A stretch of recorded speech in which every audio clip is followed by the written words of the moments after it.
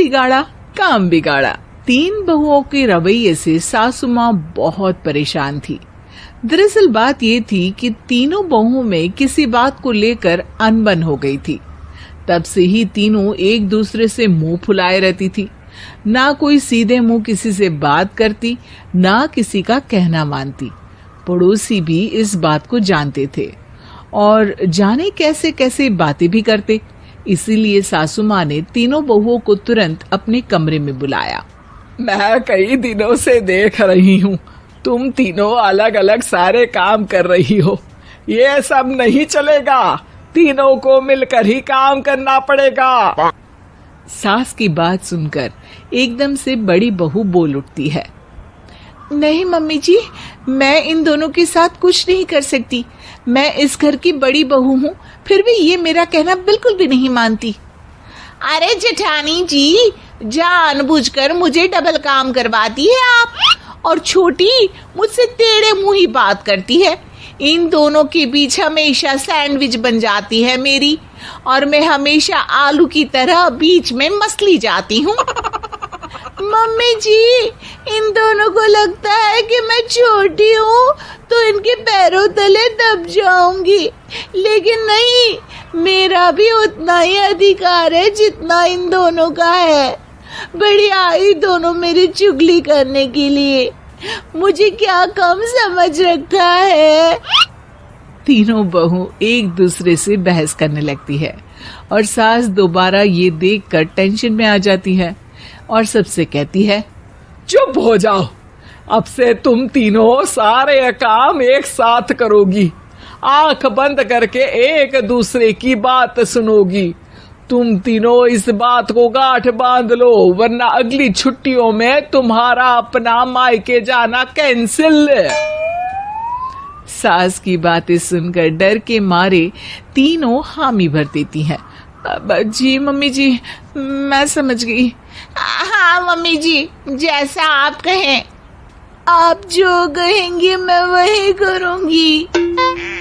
तीनों बहू सास की बात को गांठ बांध लेती है और वादा करती है कि अब से सारे काम वो तीनों एक साथ मिलकर ही करेंगी। ये सब देखकर सास खुश हो जाती है और वहां से चली जाती है। नीचे जाकर वो देखती है कि घर में शर्मा जी आए हुए होते हैं। सास जोर से आवाज लगाकर कहती है, अरे बहू, जरा चाय बनाकर तो लाना, शर्मा जी आए हैं। सास की बात सुनकर तीनों बहू तुरंत किचन की ओर भागती है और चाय बनाना शुरू कर देती है। मुझे तो एकदम मसाले वाली कड़क चाय पसंद है, तो हम शर्मा जी के लिए मसाले वाली चाय ही बनाएंगे। अरे नहीं दीदी, गर्मी के मौसम में मसाला चाय कौन पीता है? मैं तो शर्मा जी के लिए इलायची वाली चाय ही बनाऊंगी। ये कैसी बात कर रही हैं आप दोनों? मेरी मम्मी ने सिखाया है कि मेहमान को ज्यादा दूध और शक्कर वाली चाय देनी चाहिए, वरना वो घर वालों को कंजूस समझते हैं। तो मैं तो शर्मा जी को ऐसी ही चाय दूंगी। तीनों बहुएं अपने अपने तरीके से चाय में शक्कर, मसाला, पत्ती सब डाल देती है। उबलने के बाद तीनों मिलकर चाय बाहर लेकर जाती है और शर्मा जी और सासू माँ को देती हैं। चाय पीने के बाद शर्मा जी सासू माँ को देखकर शर्मा जाते हैं और शर्मिंदा महसूस करते हैं कि आखिर उन्होंने चाय पीने के लिए हामी क्यों भरी। सासू माँ भी चाय पीना शुरू करती है और कहती हैं, अरे बहू, ये कैसी चाय बनाई है? चाय है या मीठे दूध की बासुंदी? हाँ, चाय अच्छी नहीं लगी क्या? कोई बात नहीं, हम पराठा बनाकर लाते हैं। चलो चलो अंदर। हाँ हाँ चलो, हाँ आती हूँ मैं भी। नहीं नहीं, मेरा पेट चाय ने ही चौपट कर दिया, वही काफी है। पराठे से पोपट नहीं करवाना, मैं तो चलता हूँ। शर्मा जी चुपचाप पतली गली से निकल जाते हैं।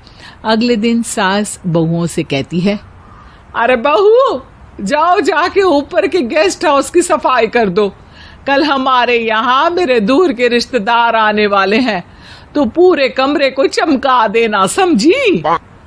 तीनों बहू सास की बात को मानकर ऊपर सफाई करने चली जाती हैं और तीनों कमरे की सफाई चालू कर देती है।